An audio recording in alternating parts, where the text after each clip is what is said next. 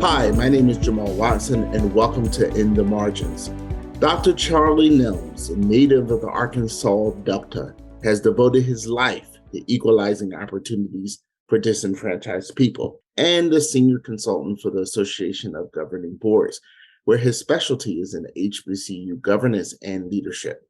A veteran administrator, he is retired as chancellor, chancellor emeritus, I should say, of North Carolina Central University, and also served as vice president for institutional development and student affairs emeritus at Indiana University.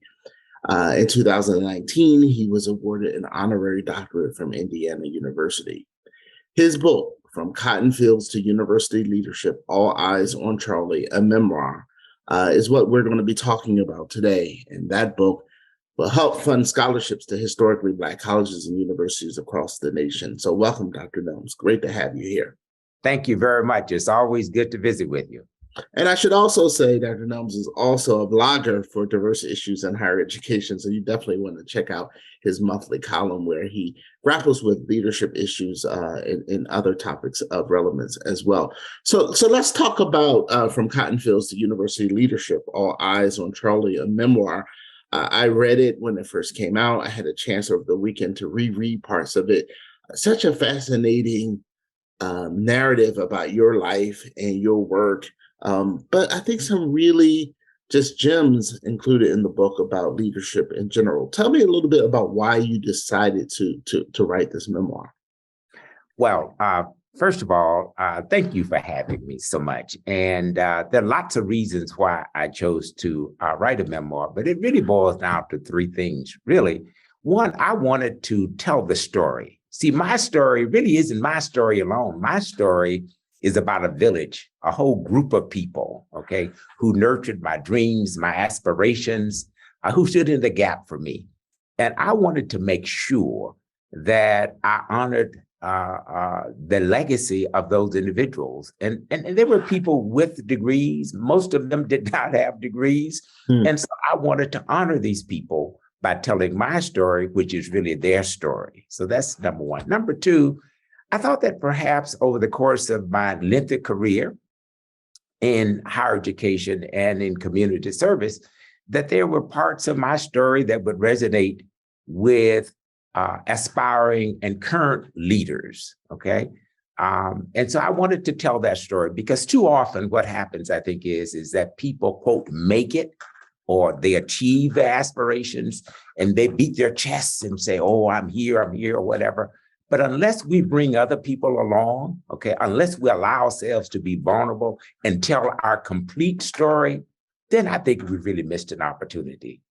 And then thirdly, what I wanted to do is give voice to this whole notion of the importance of mentorship, okay, of mentorship and of sponsorship. See, it's one thing to have a mentor, but it's another thing to have a sponsor. And I had a lot of sponsors along the way. And so those are some of the reasons why I chose to write this memoir. Yeah, I want to talk a little bit about the mentorship and sponsorship in the conversation as we get into it. But let's go back to that village that you talked about, because you write so beautifully in the book about that village. Tell us a little bit about some of the people that were a part of that village growing up in the Delta, Arkansas region, and how their experiences really impacted you as a young boy and a young man. Sure. You know, Jamal, it's amazing to hear young people now talk about the kinds of challenges that they have around racism and race and all of that. But these were people who were courageous, okay, who dared to say to us, not just to me, but my generation generally, that you are capable of doing more than chopping and picking cotton. Even though they had devoted their lives to doing that, that was all they could do because there were limitations, because of a lack of education and opportunity, if you will. And so they were people like the pastor at my little church, Shiloh Missionary Baptist Church on the Buck Lake Road, a barely literate man, okay, but who was a very, very, very, very instrumental in my life, not because of a religious piece, but because he promoted education. He saw education as that engine of opportunity. My parents Eddie and Carrie Nelms, who dared to start buying a farm in 1953. Okay. Wow. Wow. And I have the deed that was presented to me as a birthday gift recently. It had become lost in some papers. My sister-in-law found it and presented it to me as a part of my gift giving for my 76th birthday recently. But my parents, at that little Rosenwald school that I attended, Miss Beatrice Johnson, who taught all children from pre-primary through the 6th grade. And we don't hear about those stories. My ag teacher, okay, who was chair of the debate team. I mean, he was sponsor of the debate team. So I learned to debate and so on and so forth, and to get over my fear in terms of making speeches publicly. Those were among the people. I mean, the person who gave me my job milking cows on the college farm. Now, that may not sound like much to people listening to this podcast, but those people instilled in me this belief that I could excel and I didn't have to be apologetic about anything. Okay, so I didn't need white folk to affirm me because I'd already been affirmed. I'd already been inspired. Yeah. So there was no question that you were going to go to college once you finished high school, or there was a sense or expectation in the community that you would go on and further your education? By the time I was 10th grade, that was certainly the case, okay? Yeah. In part because I had an older brother and I had an older sister. And this whole notion about having siblings who've gone on to college is a powerful, I mean, it is a very powerfully and understudied kind of thing, okay? And so I had this brother who enrolled at Mississippi Industrial College in Holly Springs, Mississippi, which is no longer in existence, right across the street from Russ College. Okay. And it is now part of Russ College. It got absorbed by Russ College many years ago. And so that brother was really, really, I mean, that was a real role model for me. And then I had an older sister who enrolled in college as well. So there are 4 older than me, but 2 of the 4 attended college, graduated from college, and had very successful careers. And so with the support I received from my teachers at the little Rosenwald school and the little rural high school, and the encouragement from my older siblings, hey, you know, I had to go. You know what I mean? Because they convinced me that I could do it. Yeah. And of course, Russ College being such a fertile training ground during the civil rights movement, a place where so many of the civil rights leaders had meetings and organizing strategies is such a wonderful history there. Yeah. So Jamal, I need to step back now. I did not attend. My brother. Right. But I would just Arkansas Agricultural, Mechanical, and Normal College. No, absolutely. I just need to put that piece in. No, I appreciate that. Yeah. No, I was just again thinking about the ways in which these institutions were not just places that educated the mind, but also were really involved with civil rights and activism as well. And of course, as you know, a whole litany of institutions, including North Carolina Central, that were really kind of fertile places for encouraging activism during the 50s and 60s. Absolutely. So at what point did you know that you wanted to be a college person? Because I've heard you talk about this, you've written about this kind of, you know, I think from a very early age, you wanted to become a president. And some might see that as a bit different or not unusual, but can you explain that process? Well, you know, I majored in agronomy, right? So I wanted to initially to work for the U.S. Soil Conservation Service, okay? And I wanted to be a farm home demonstration agent, okay? But at any rate, I became involved in student government, okay? I was vice president of my freshman class, and it was the height of the in loco parentis movement, where colleges and universities, especially historically Black colleges, had very strict social rules. To me, that just didn't make any sense to me, okay? And so, and I wanted to try to help improve the living conditions on campus, and I thought the power was concentrated in the administration building, when in fact it was really in Little Rock with those white folk who served in office and controlled the purse strings and all of that. So I became involved in student government, and it was the height of the civil rights movement, you know, mid-1960s. I went to college in 1965.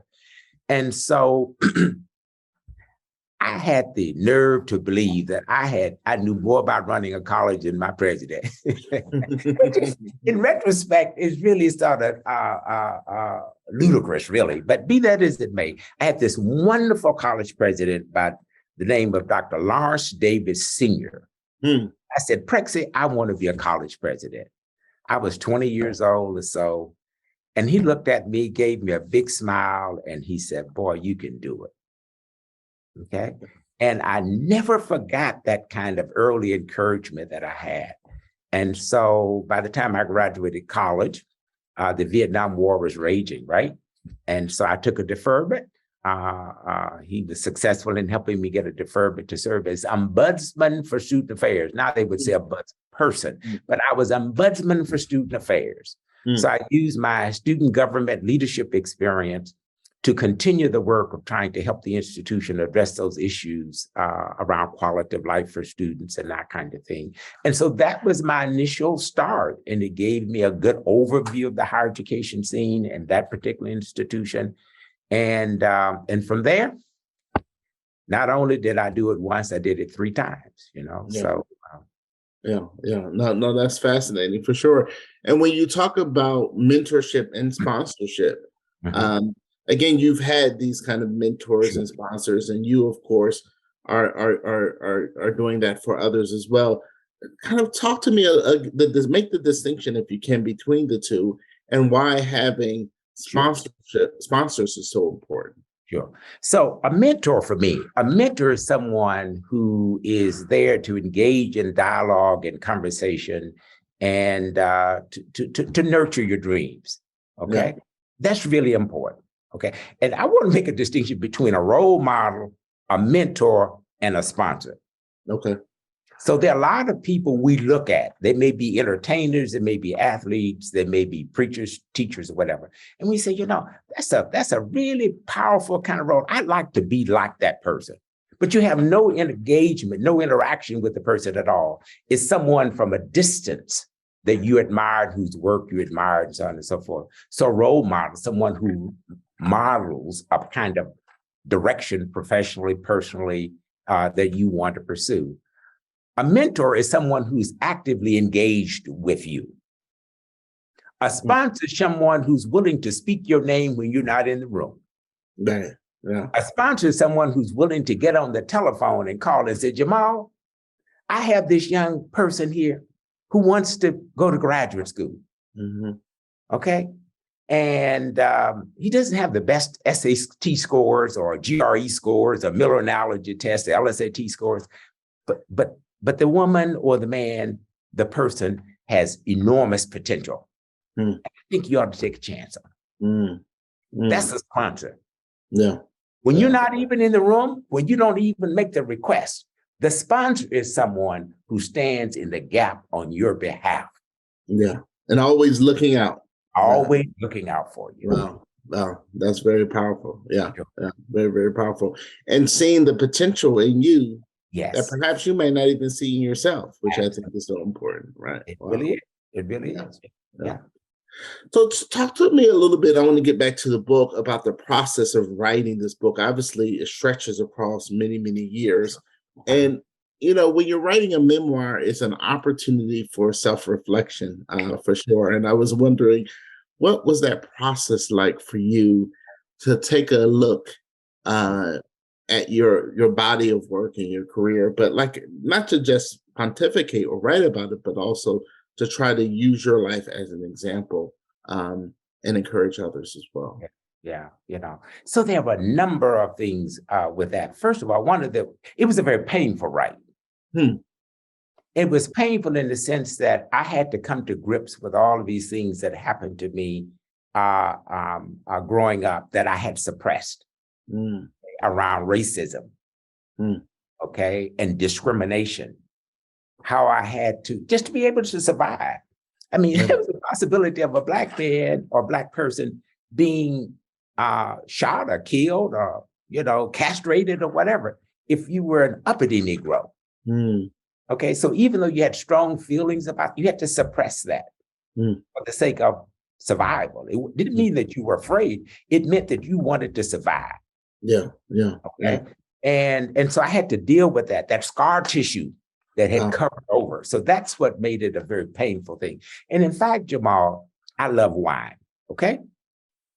And but I had to give up wine while I was writing my memoir.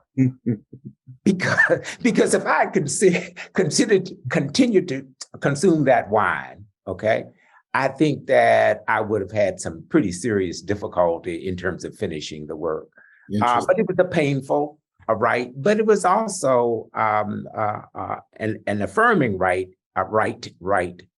project, because I had an opportunity to reflect on those people early in my life and to sort of put the pieces together, as opposed to looking at an individual, but a collection of individuals, okay, were responsible. So in that sense, it was positive, it was negative, but it was also very positive. Okay? yeah.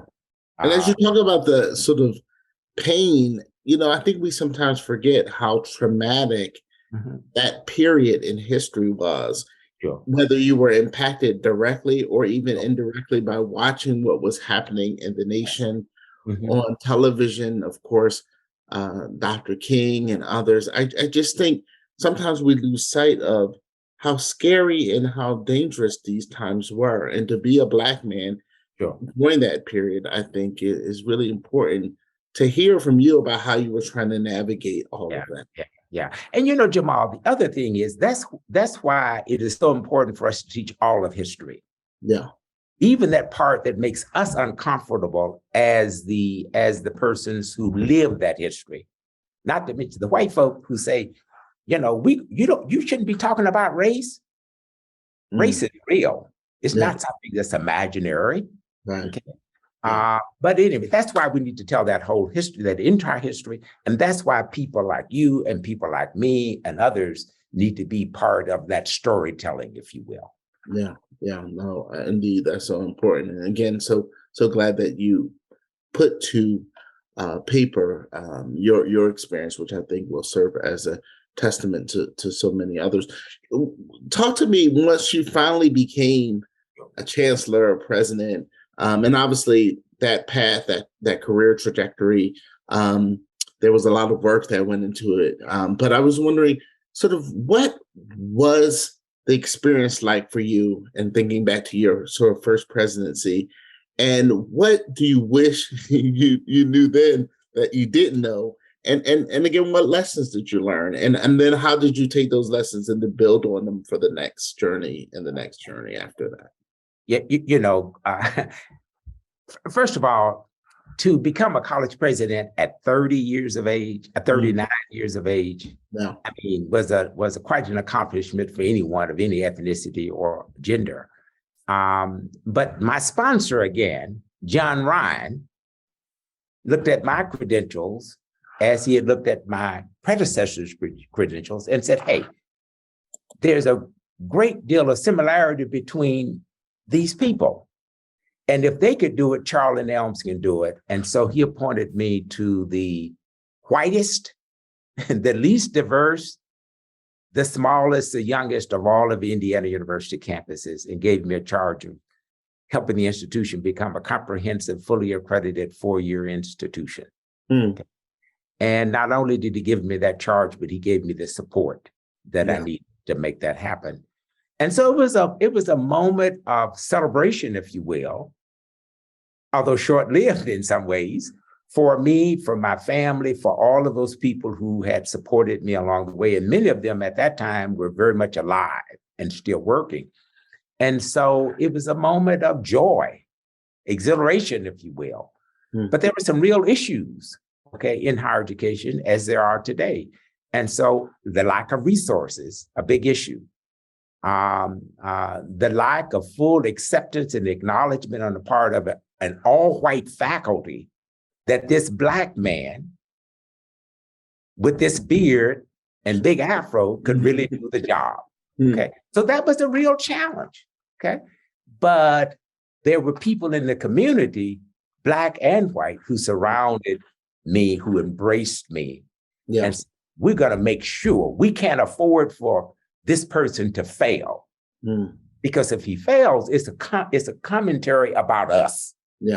Yeah. And so that was the thing that I really had going. And so the most important lesson that I learned, I think from that, I was reinforced, not necessarily learned in an initial sense, was this whole notion of the power, the collective power of community, university community, the community writ large, corporate community, nonprofit community, all of that. The power of that. And if you have that, if you can harness that, then you have a greater probability of success individually, but also for the institution that you're privileged to lead. Yeah. So that was the lesson that I learned most. What I wish that I had learned, I wish that I'd had a little more seasoning. Okay. It's like making gumbo. You can have all of the ingredients of gumbo, but if you don't, if there's some things you need to do to simmer and season in order to produce the kind of gumbo. So I think if it had been a little later in my career, maybe I could have avoided some of the, challenges. But again, I'm not sure that I could have. And so I learned a lot about myself. I learned a lot about resilience. Okay. Yeah. And strategies for overcoming whatever limitations or challenges you have. Yeah. A college president once told me that when you decide you want to become a college president, you have to know a little bit about everything that impacts a college or university. So you can't just be focused on academics. You got to know about sports. You got to know about facilities. You got to know a little bit about everything. Would you agree with that? For sure. I would agree wholeheartedly. You need to know a little about a lot. Okay. But there's some areas you need to really know more about than some others. But at any rate, and if you are honest with yourself, you will acknowledge what you don't know and make sure you surround yourself with people who are as smart or smarter than you. Okay. And empower them to do their jobs. And so that's what I've sought to do over the course of my career. Are you encouraged by what you're seeing out there in terms of younger folks deciding to go down the path of becoming a chancellor, becoming a president? Are you encouraged by what you're seeing out in the field today?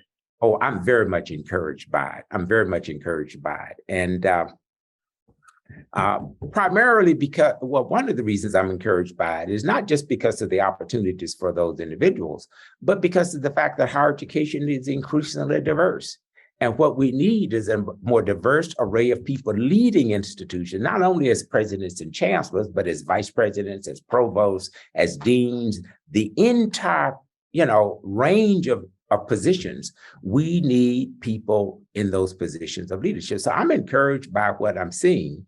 And what we need to do is to make sure we get behind those individuals, those younger persons, and help them to be the best, most effective they can be.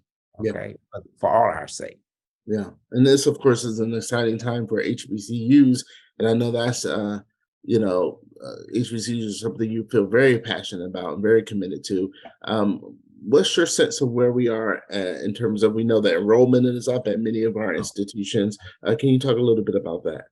Well, I think that in some ways, we had in a very positive kind of way, a positive kind of place. And in some others, we had a very challenging period, because one of the things for sure, there's something called an enrollment cliff. Okay. And it's going to hit about 2025. And I want to say to those leaders of historically Black colleges and universities, buckle up, put your seatbelt on, because the students that you have historically enrolled are being pursued by predominantly a majority white institutions because there aren't enough others to go around. Okay. And they're coming loaded with scholarships and opportunities and so on and so forth.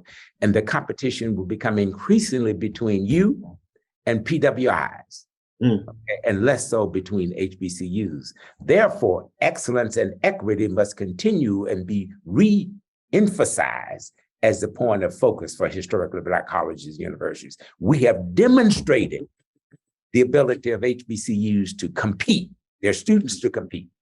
And that's what we have to build on. Yeah.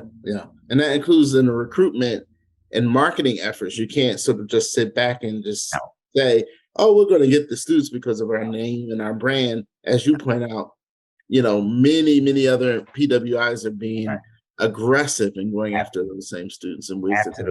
Absolutely. Yeah. No, that's fascinating. Well, since I have you here, I do want to ask you about a couple of things, and I want to get back to the book. Okay. One is we know that the Supreme Court is going to hear the case around affirmative action. We're just wondering, again, where do you see this debate going? Obviously, we've been down this road many, many times as it relates to affirmative action. What's your sense of where things are now? Oh, my sense is that the Supreme Court, given its current composition especially, will rule against affirmative action. But we found ways historically to be affirmative in whatever we want to achieve. And so I'm sure that we'll find a way to work around it, okay, and work through it. There are going to be some real challenges. And that's why leadership is so important. Yeah. That is why leadership is so important. Because I assure you, Jamal, college and university leaders who are truly committed, as opposed to who are presiding, and boards that are committed rather than simply presiding, we will find a way to work through and around this, and we will emerge as more excellent, equitable, responsive, and competitive institutions. I'm convinced of that. Yeah. No, that's important for sure. And speaking of sort of governance, we've been watching some really challenging times at Michigan State University with the president and the board of trustees. This is not new, of course. And many institutions, you often have the conflict between boards and presidents who are responsible and charged with the day-to-day governance.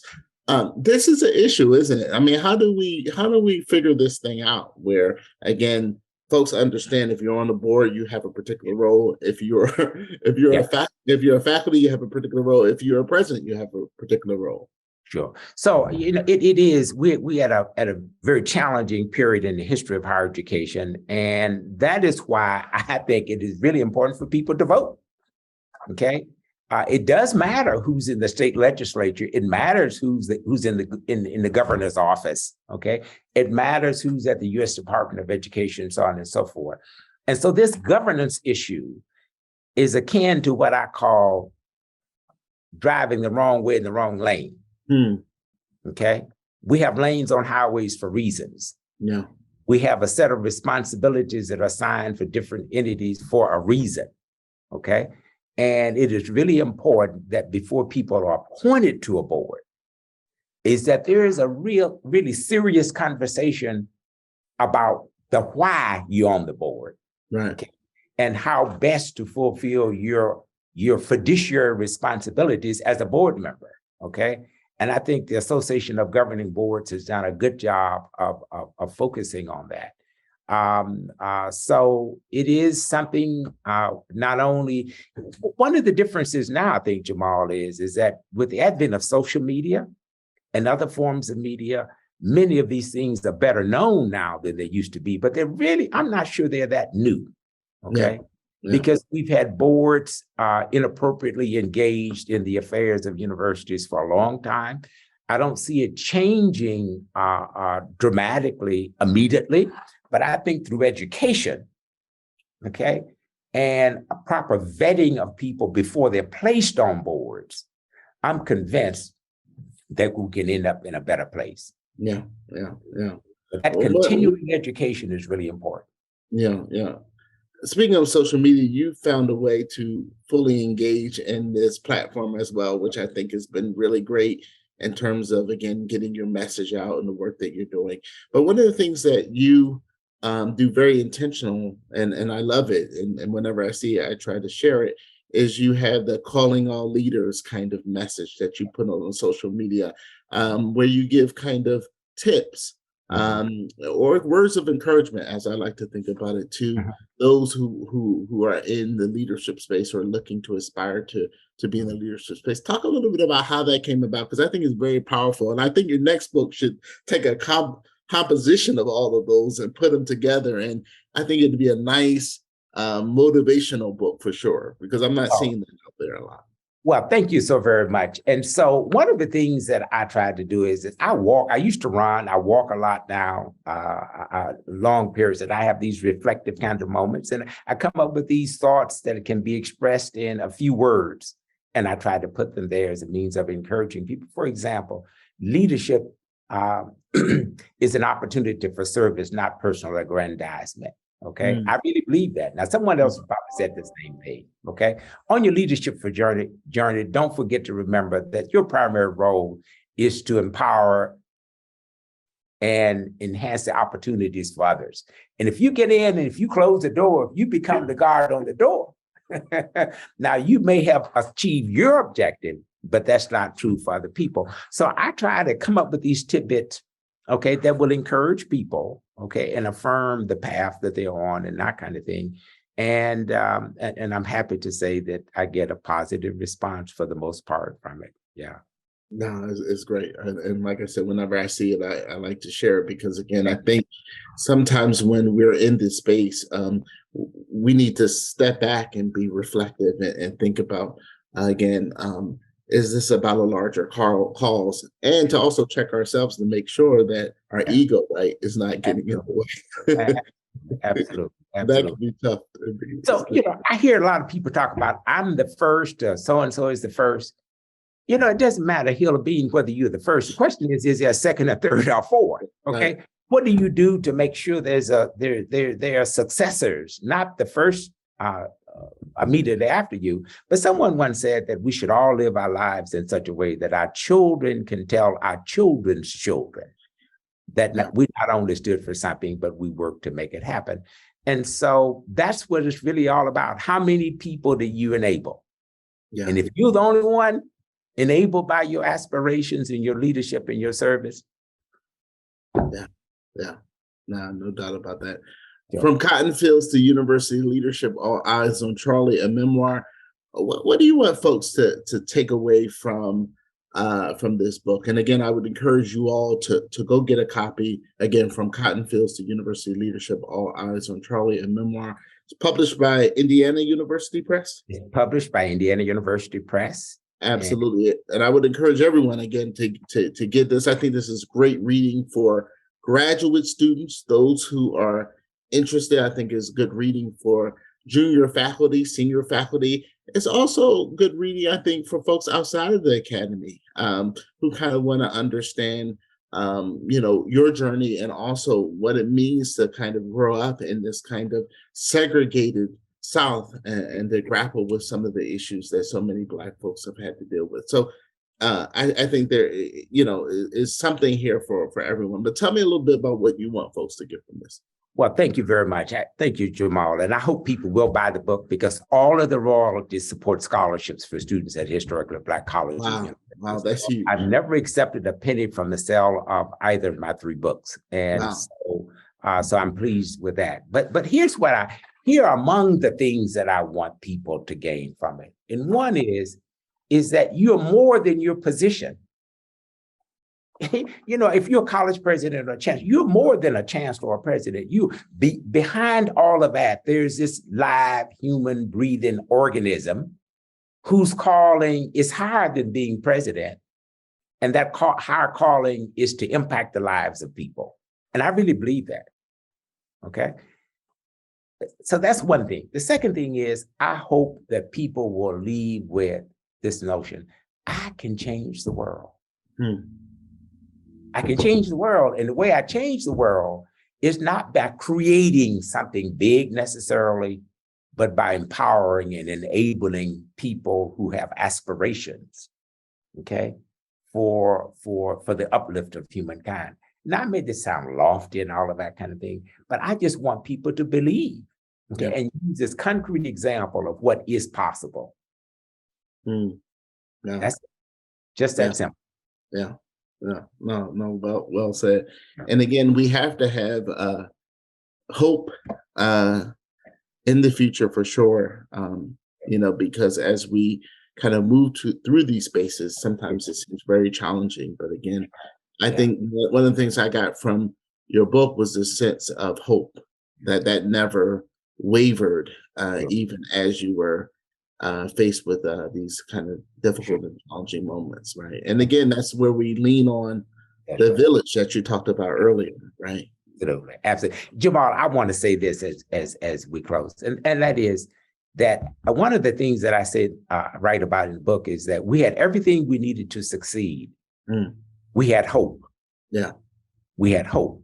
You see, Yeah. hope is what drives winter from the soul. Yeah. And if we ever lose hope, we're in real trouble. Yeah. And so I'm just as hopeful today in this final quarter of life as I was in the first quarter. I really am. I'm hopeful. Yeah. Yeah. Yeah. And that's, I think that is a powerful force. Yeah. Yeah. You take that collective hope and deploy it. Yeah. I know that you're, and I don't want to say retired, kind of semi, because you're still active, of course. Can you talk a little bit about all the things that you're still involved and engaged in? Because you're out there. I see you all the time. Yeah. Well, thank you very much. So one of the really, I think the most important things that I do every day is that I try to help and support HBCUs every day. So I have the privilege of serving as president in residence with the United Negro College Fund. And so whether it's helping to manage relationships with large philanthropies or helping to address governance issues or leadership issues, they give me the opportunity to do that as one of 3 presidents in residence. And the second thing that I do is I have the good fortune of serving as a senior consultant with the Association of Governing Boards. And 90% of the work that I do through and with AGB is related to historically Black colleges, universities, and that's my choice because these are institutions that are so critical to the long-term success of people who look like me as well as others. And then the final thing that I do is I write every day. I write something every day. I don't publish it every day, but I write something every day. And I think the key to a successful retirement is engagement, intellectual, physical, as well as service. Yeah. Well, thank you so much for your service. And again, for your both mentorship and sponsorship of so many in this space. We certainly appreciate you. And again, I want to encourage all the listeners and viewers to get a copy of From Cotton Fields to University Leadership, All Eyes on Charlie, a memoir. We'll have the link included here where you can click on and purchase the book. And as Dr. Nelms said, every penny will help fund scholarships to historically Black colleges and universities across the nation. And this is huge. It's wonderful. It's certainly something that we want to continue to invest in our young people. Thank you so much. Always good to see you. Thank you. Thank you very much. Good to see you. Take care.